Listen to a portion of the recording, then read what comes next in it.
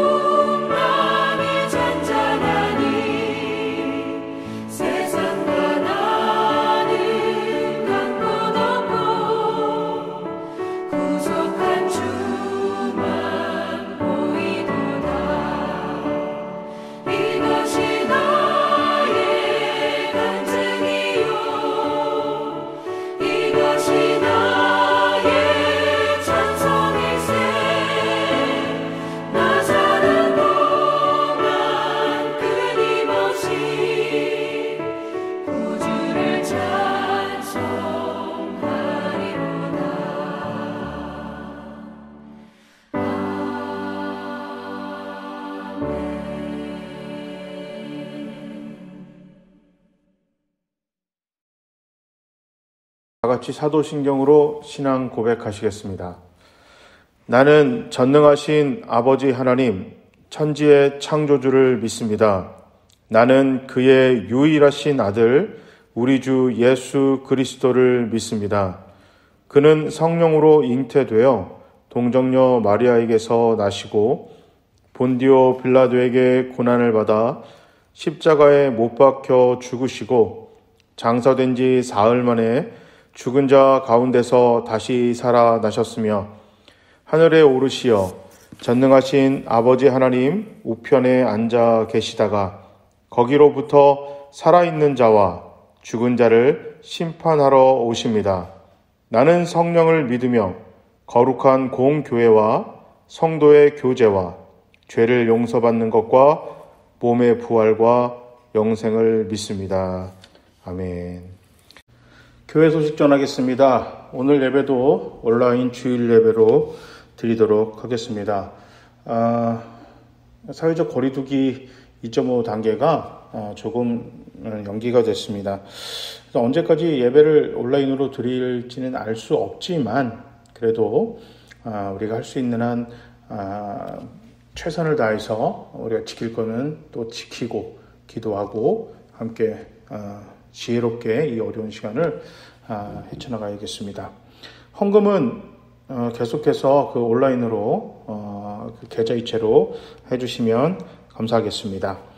아무튼 이 기간 동안에 여러분 우리 함께 기도 많이 하시고 또 이 어려움도 또 곧 지나가서 요즘 날씨처럼 아침 저녁으로 또 선선한 날씨가 오듯이 이 어려움도 곧 지나갈 것이라고 믿습니다.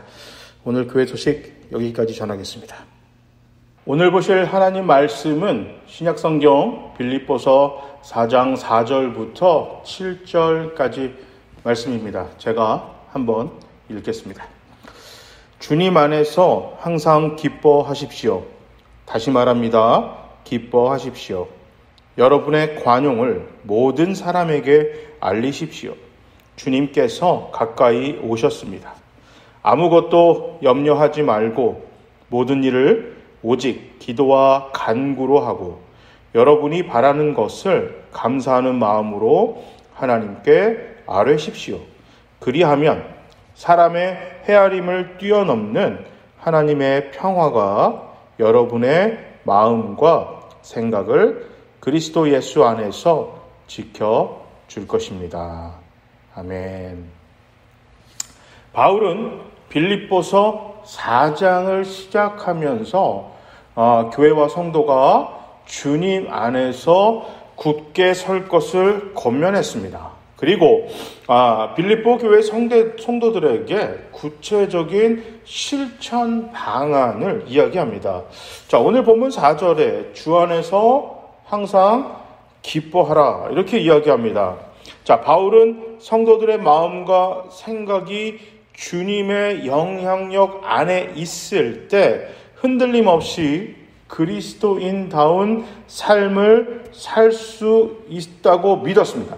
그래서 예수 그리스도 안에 있을 때 우리가 기뻐할 수 있습니다. 그러니까 우리의 기쁨을 예수 그리스도 안에서 발견하고 찾아야 한다. 이렇게 이야기하고 있습니다. 자, 지금 바울은요, 빌립보서를 쓸 때 멋진 휴양지에서 자신이 즐기며 틈틈이 시간을 내서 편지를 쓰고 있지 않습니다. 자, 지금 사도 바울은 감옥에 수감 중입니다. 그런 상황에서 빌립보 교인들에게 항상 기뻐하세요. 다시 말합니다. 기뻐하십시오. 주님 안에서 기뻐하세요. 지금 이렇게 이야기를 합니다. 지금 사도 바울은 자기 자신의 연민에 빠지지 않았어요. 내가 이렇게 수고했으니까 내가 이런 고생을 하고 있습니다. 그러니까 나 참 어렵게 하고 있습니다. 이런 연민에 빠지지 않았고 오히려 단단히 예수 그리스도 은혜 위에 서 있었습니다. 그래서 그 상황 속에서 기뻐할 수 있다. 왜? 자신이 예수 그리스도 안에 굳건히 서 있다 보니까 그의 기쁨을 세상의 조건, 내가 지금 처한 상황에서 발견하는 것이 아니라 그리스도 안에서 발견을 하다 보니까 내가 감옥에 있어도 나는 기뻐할 수 있습니다. 그러니까 여러분도 기뻐할 수 있습니다. 바로 이 이야기입니다. 지금 수감되어 있는 바울이 빌립보 교인들에게 이야기하는 기쁨은 쾌적한 환경에 있는 것이 아닙니다. 자, 주 안에서 기뻐하는 것은 어떤 특정한 환경에 조건이 붙지 않습니다.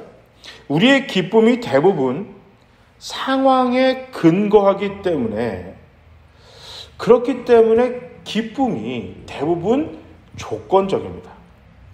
자, 그러나 느헤미야 8장 10절에 이렇게 성경은 말합니다. 여호와로 인하여 기뻐하는 것이 너희의 힘이다. 아멘. 성경은 믿는 자의 기쁨은 우리가 하나님 안에 있을 때, 오직 주님 안에 있을 때 기쁨을 찾을 수 있다. 그러니까 교회와 성도들의 기쁨은 하나님 안에서, 주 안에서 찾아야 한다. 성경은 계속 그렇게 이야기하고 있습니다. 믿음의 사람들이 예수에게 자신을 맡길 때 상황을 초월하는 기쁨을 소유했습니다. 그 기쁨이 어려운 갈등과 고통스러운 환경을 굳이 피하거나 외면하거나 타협하지 않게 만들었습니다. 그리고 오히려 어려움을 정면으로 마주할 수 있는 용기와 힘을 주었습니다. 이게 그 기쁨을 조건에서 찾지 말고 세상의 어떤 환경에서 찾지 말고 주 안에서 예수 그리스도 안에서 기쁨을 발견하십시오. 이 말은 뭐예요? 예수님이 기뻐하는 것으로 기뻐하십시오. 마지막 영혼까지 하나님의 자녀가 되는 것을 꿈꾸는 그 예수님의 꿈으로 기뻐하고 사람들을 위로하고 사람들을 도와주는 것으로 기뻐하시는 하나님의 그 마음으로 인하여 교회가 기뻐해야 합니다. 그렇다면 사도 바울처럼 감옥에 있어도 그리스도의 복음을 전하다가 내가 감옥에 갇혀도 어려움에 처해도 내가 가난하게 되어도 내가 그리스도의 복음을 전하고 돕는 것은 할 수 있는 일이니까 그 안에서도 나는 기뻐할 수 있는 것입니다. 우리 교회는 기뻐할 수 있는 것입니다. 그리고 나서 바울은 기쁨을 주 안에서 찾고 관용을 모든 사람에게 알리라고 5절에 이야기하고 있습니다. 자, 오늘 본문에 사용된 관용의 뜻은 모든 것이 일어날만 하다라고 생각하는 그런 마음입니다. 그리고 동시에 적대감이나 악의 없이 불이나 부정, 차별 등을 차별 등을 멀리하는 마음. 그러니까 누군가를 편견을 가지거나 편협한 마음을 가지고 사람을 상대하거나 상황을 바라보지 않는 자세를 말합니다. 자, 이것을 제대로 보여주신 분이 바로 예수님입니다. 예수님께서는 모든 사람을 대할 때 편견을 갖지 않으셨어요.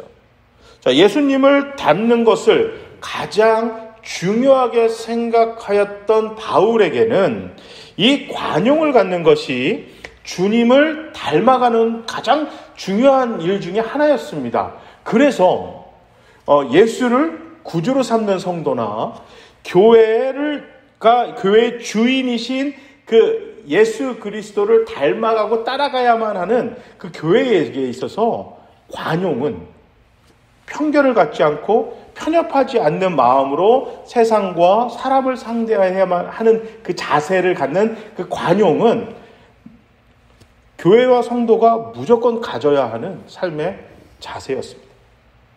사실 바울은요, 앞장에서도 스스로 고백했듯이 편견, 편협으로 똘똘 뭉쳤습니다. 그는 율법, 그리고 가문의 혈통, 그 다음에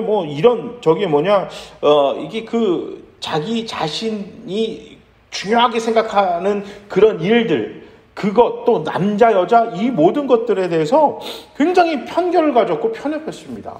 자, 예수를 만나 복음 전도자가 되었어도요, 사실, 바울의 사역 초기에는 여전히 그는 편견을 가졌고 편협한 사람이었어요. 전도 여행 도중에 너무 힘이 들다고, 도망갔죠. 그 마가가 도망을 갔습니다. 그런데 마가복음의 저자 맞아요.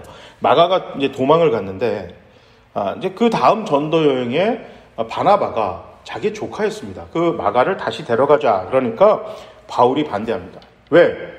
전에 도망갔잖아요. 그러니까 이미 틀렸다는 거예요. 그러니까 좀 속된 말로 싹수 없다.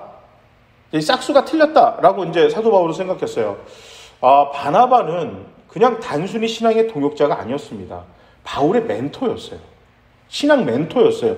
그러니까 스승 같은 존재였는데, 그런 바나바와 정말 너무너무 심하게 싸우고 그러고 헤어져 버렸어요. 그래서 바나바는 바나바대로 선교 여행을 떠나고 바울 나름 따로 이렇게 선교 여행을 떠날 정도로 바울은 사역 초기에 굉장히 편견을 가졌고 편협했습니다. 그러나 그의 이 마지막에 보면 마가를 아들처럼 대했어요. 그 관계가 회복되었고요. 그의 사역에 있어서 남자와 여자, 일반 평민과 종, 이런 모든 관념과 습관을 다 깨뜨려 버렸어요. 처음부터 사도 바울이 그렇게 한 것이 아니었습니다.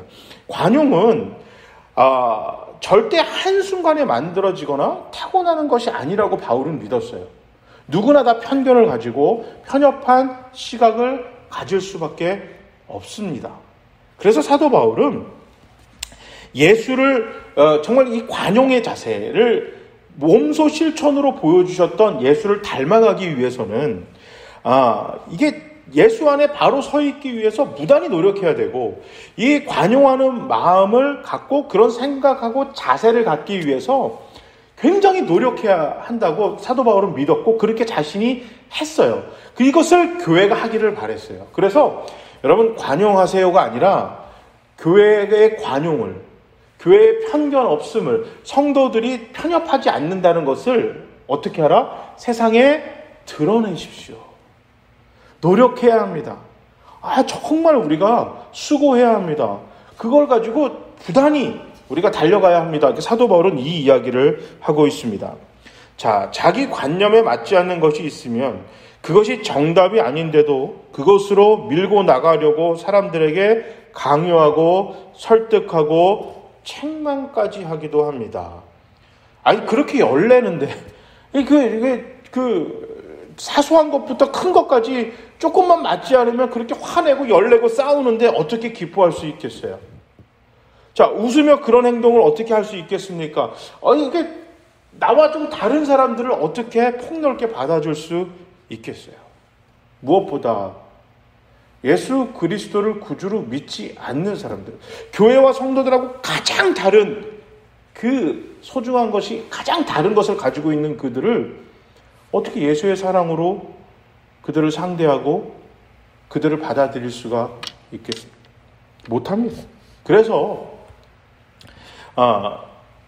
우리가 그리스도처럼, 예수 그리스도처럼 너그럽게 사람을 대하고 또 자기 자신도 너그럽게 대하고 환경을 편견을 가지하고 대할 때 기뻐할 수가 있고, 우리가 그것을 통해서 다른 누군가를 예수님이 그렇게 하셨던 것처럼 관용을 가지고 편견 없이 편협하지 않게 살아갈 수 있는 것입니다. 그러니까 사도 바울은 예수 그리스도 안에 있을 때, 기쁨을 예수 그리스도에게 맡길 때, 우리의 기쁨을 예수 그리스도에 찾기 위해서 예수 그리스도에게 우리의 기쁨을 맡겨놓는 거예요. 그럴 때 교회와 성도들이 항상 기뻐할 수가 있고, 또 우리가 사람을 대하거나 상대하거나 이런 삶의 자세, 누군가를 대하는 태도를 예수 그리스도에게 맡기는 거예요. 예수님처럼 따라하는 겁니다. 예수님, 이게 왜 그 실 가지고 이렇게 인형극 하듯이 예수님에게 맡기는 거예요. 교회와 성도들의 그 생활 태도를. 그럴 때 우리가 관용을 가질 수 있다. 사도 바울은 이렇게 하는 겁니다. 그러니까 오늘 바울이 얘기하고 싶은 거는 맡기는 훈련을 하는 거예요. 예수님께 기쁨도 맡기고 사람을 대하는 태도도 맡기십시오. 왜? 주님께서 가까이 오셨기 때문입니다. 사도 바울이 그렇게 얘기했어요. 주님이 가까이 오셨어요. 여러분, 주님이 옆에 계시고 주님이 정말 실제로 가까이 오시면 그렇게 열낼 일도 화낼 일도 없잖아요. 그렇지 않겠어요? 만약에 모든 교회와 성도들에게 예수님이 2020년 11월 1일 날 내가 재림할 것이다 다 알려주셨어요. 그러면 어떠세요? 싸울 일이 있겠어요? 정치, 무슨 남녀, 그다음 세대, 국가와 이런 모든 것들을 아마 우리 그렇게까지 열내지 않을걸요? 어떻게 하면 한 명이라도 더 전도할 수 있을까? 어떻게 하면 한 명이라도 더 이렇게 예수님 믿게 할까? 이걸 가지고 주야로 묵상하지, 열내고 싸우고 하진 않을 거예요. 사도 바울이 그 이야기 하는 겁니다. 그리고 이 땅에서 조금 어렵고 돈이 없거나 건강하지 않거나 아니면 또 돈이 많거나 어떤 세상적으로 성공한 게 이게 예수님 만나 천국 가는 것보다 더 기쁠까요? 이게 교회와 성도들이라면 천국 가는 게 제일 기쁘죠. 제일 기쁠 겁니다. 그러니까 이게 모든 것이 회복되어지니까. 그렇죠. 그러니까 이게 예수님이 가까이 오십니다. 예수님이 가까이 오실 거니까 여러분 주님께 맡기십시오. 사도 바울은 그렇게 이야기했습니다. 자, 기쁨과 관용을 주님께 맡기라고 조언한 다음에 마지막으로 우리의 모든 염려, 걱정을 주님께 맡기십시오.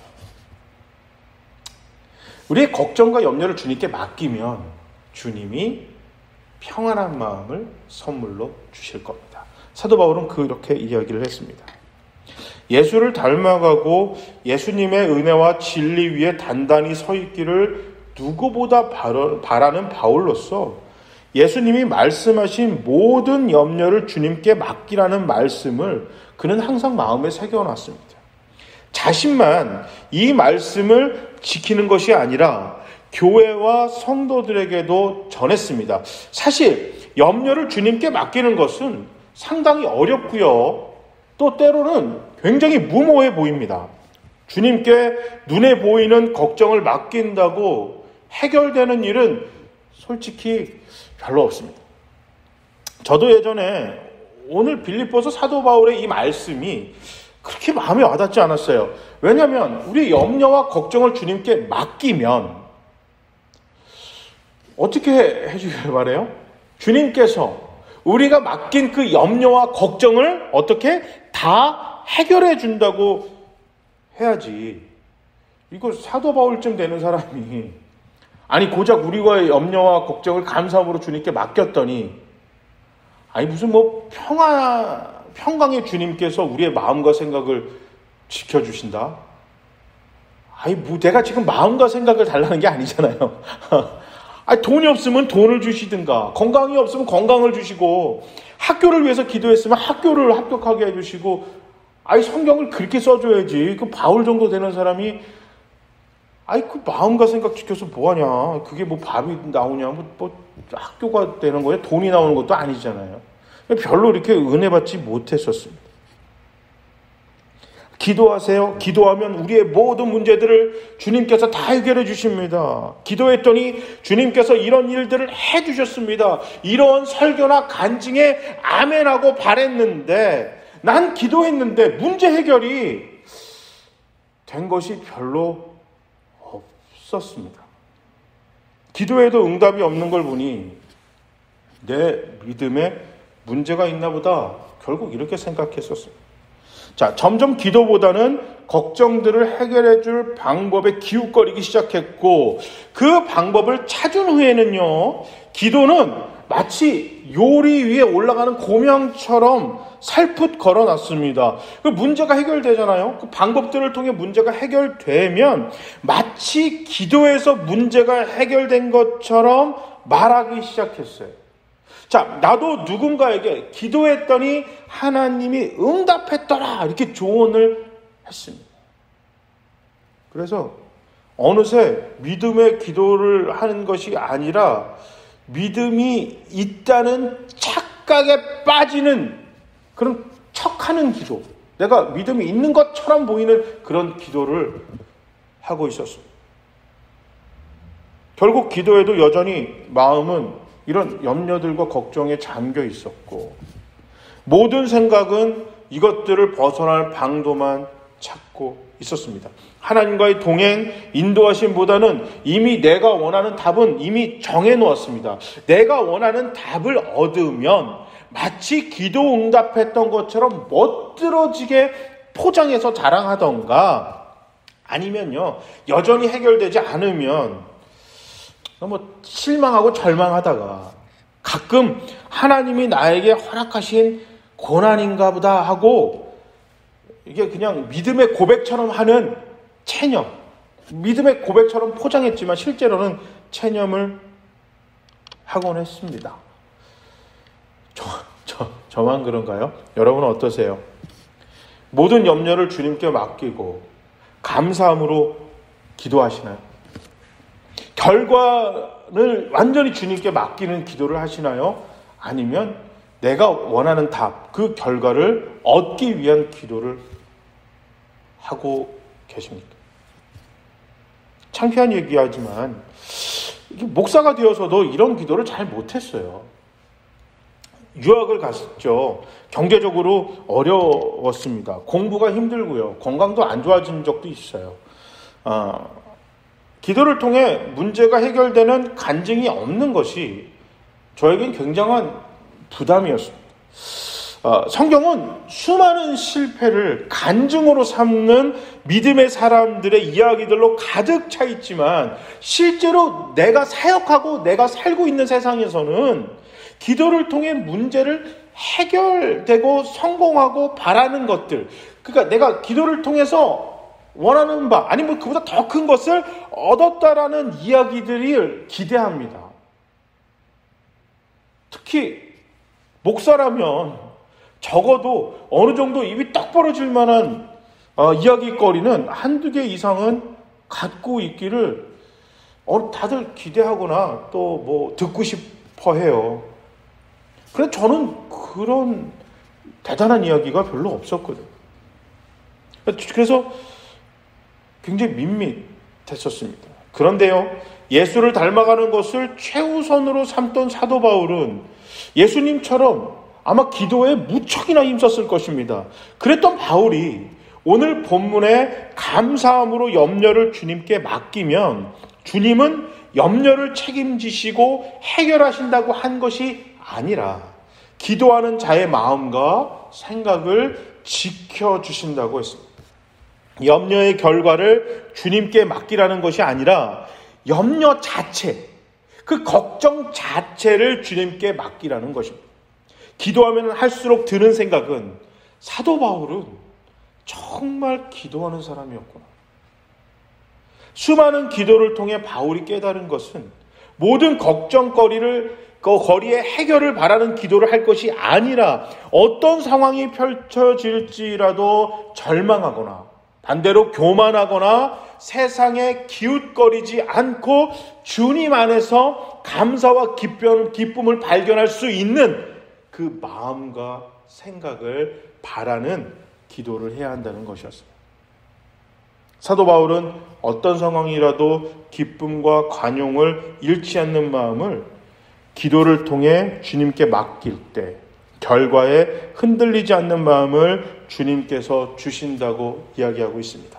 믿음의 기도는 염려의 해결을 받는 것이 아니라 걱정을 뛰어넘는 평강을 얻는 것입니다. 바울은 기도에 대한 응답이 우리를 모든 문제에서 확실히 벗어나게 해줄 것을 기대하지 않습니다. 하나님의 평안이 우리 마음과 생각을 다스릴 것을 기대했습니다. 믿음의 기도는 우리의 마음과 생각 주위에 평안의 요새를 쌓아줍니다. 무방비 상태로 있다 사탄에게 공격당하지 않게 우리의 마음과 생각을 지켜줍니다.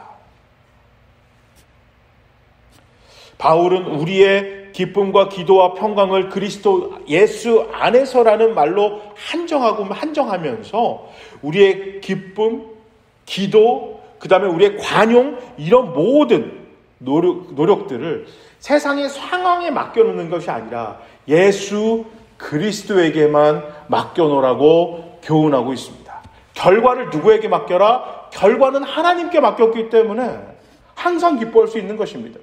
기쁨의 조건이 내가 원하는 것이 아니고 하나님이 원하는 것에 맡겨놨기 때문에 하나님이 인도하시기 때문에 기뻐할 수 있고요. 저 사람도 하나님이 똑같이 사랑한다고 믿기 때문에 관용하고 편견 없이 편협하지 않게 모든 것을 대할 수가 있고 걱정을 하나님에게 맡겨놨기 때문에 그 하나님이 주시는 우리의 생각과 마음을 지켜주시는 그 하나님의 은혜로 인하여 우리는 언제나 기뻐할 수 있고 관용할 수 있는 것입니다. 결과에 연연하게 되면 결국 우리는 기쁨도 빼앗기고 참 편견과 편협한 교회와 성도들이 될 수밖에 없고 항상 전전긍긍하거나 가진 것으로 엄청나게 교만하는 사람이 되어버리고 말 것입니다. 미국에서 골프를 배웠어요. 그 청년 중에 티칭 프로가 있어서 배웠는데 그 친구가 했던 그 청년이 해줬던 이야기 중에서 가장 뜻깊었던 얘기가 뭐냐면 목사님, 골프를 칠 때 제일 신경을 써야 되는 거는 어떤 자세, 내가 어떤 그 루틴을 갖고 있는지, 어떻게 이제 치는지 여기에만 집중하세요. 거리가 얼마 남았으니까 내가 칠 때 평균 이만큼 나가니까 이런 골프, 이번에는 이 골프채를 갖고 치자. 여기서는 이렇게 치자. 그러니까 내가 할 수 있는 내 노력, 내가 할 수 있는 것에만 집중하시고, 그렇게 했을 때 때로는 뭐 잘못 치든 잘 치든 결과에 연연하게 되면요, 골프가 망가집니다.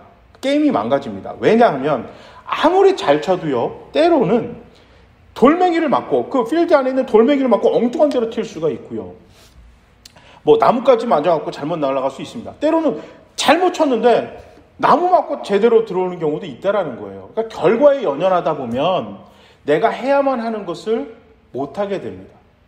그러니까 목사님이 골프를 치실 때 내가 해야만 하는 것에만 집중하시고 결과는 그냥 냅두세요. 결과는 자연에게 맡기십시오. 골프장에게 맡기십시오. 그 얘기를 했을 때, 야, 이게 믿음이랑 우리의 믿음 생활이랑 일맥상통하구나. 내가 할 수 있는 것은 내가 하지만 결과를 하나님께 맡기는 것입니다. 기쁨의 결과, 그러니까 내가 나를 기쁘게 만드는 그런 조건들을, 그 결과를 하나님께 맡기는 겁니다. 하나님이 기뻐하시면 기뻐하는 거예요.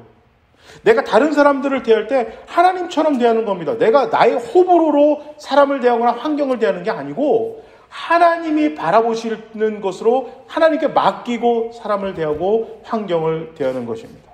내 기도와의 모든 걱정들, 기도거리들을 하나님께 맡기는 겁니다. 그러니까 걱정을 하나님께 맡기라는 거예요. 그러니까 걱정하지 말라는 게 아니라 걱정하는 거예요. 하나님 앞에 걱정하는 겁니다. 돈도 없고 건강하지도 않고 요즘 코로나19 때문에 너무너무 힘들어 죽겠습니다. 이런 얘기들을 하나님께 하는 거예요. 그러나 결과를 내가 원하는 것을 바라면서 기도하는 게 아니라 바랄 수는 있지만 그 결과까지도 하나님께 맡기면 어떤 상황이 흘러가든지 간에 내 마음과 생각이 무너지지 않도록 하나님이 지켜주십니다.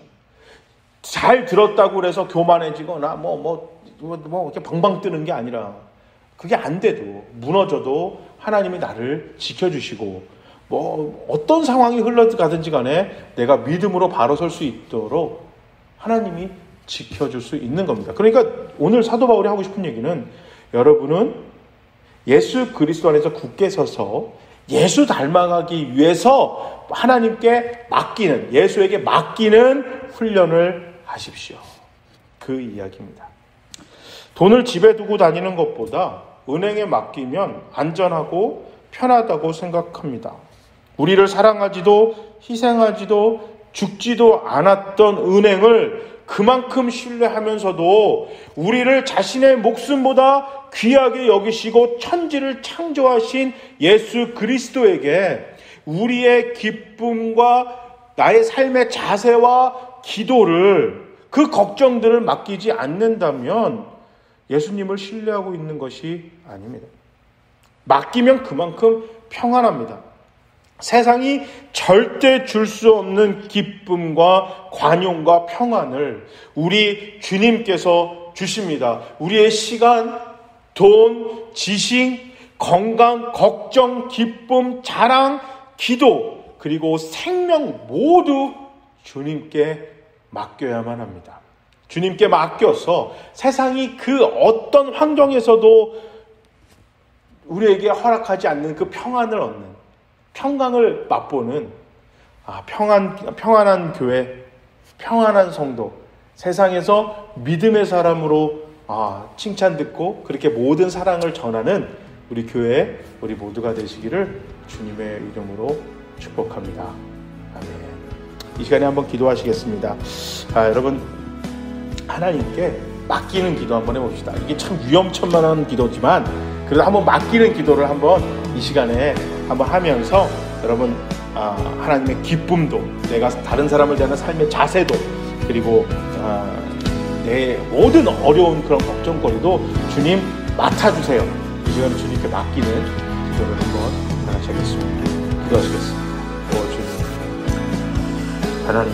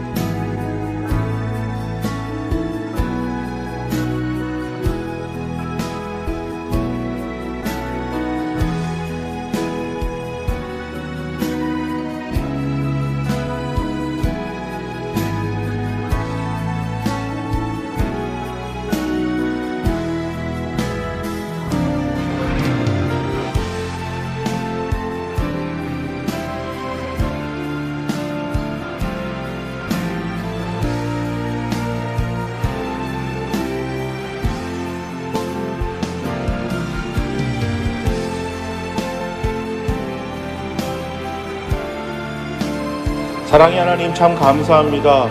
주 안에서 누리는 기쁨을 주셔서 감사합니다. 근심에 염려의 늪에 빠지지 않도록 우리 기도의 길을 열어주셔서 감사합니다. 어떤 상황에서도 우리의 기쁨을 세상의 조건에 올려놓지 않겠습니다. 어떤 상황에서도 편견과 편협한 자세로 사람을 상대하거나 상황에 맞서지 않겠습니다. 오직 주님 앞에, 주님 안에 하나님의 은혜에 단단히 서 있는 우리 교회가 되어서 하나님께 맡기는 것에 집중하는 모든 것을 우리 주님께 맡겨서 기도하고 생각하고 사람을 대하는 우리 모두가 되게 해 주시옵소서. 하나님의 그 은혜로 인하여 우리의 마음과 생각을 든든히 지켜 주시옵소서. 주님, 힘들고 어려운 상황에서 주님께 예물을 드립니다. 이 모든 어려움 속에서 헌금을 한 하나님의 자녀들을 축복하시고 너무 어려워서 헌금을 하지 못하는 당신의 자녀들의 마음과 재정을 돌봐주시기 바랍니다. 하나님, 이 코로나19로 너무너무 어렵습니다. 이 재정에 이 모든 경제적인 재난을 하나님 하루속히 끝나게 하시고 이 상황 속에서도 기쁨과 관용과 기도를 주님 앞에 맡기는, 모든 어려운 걱정들을 주님 앞에 맡기는 우리 모두가 될 수 있도록 하나님 도와주시옵소서. 이 헌금이 귀하게 쓰일 수 있도록 아버지 하나님 정말 도와주시고 어려운 이들을 위하여 하나님 헌금이 쓰일 수 있도록 주여 도와주시옵소서.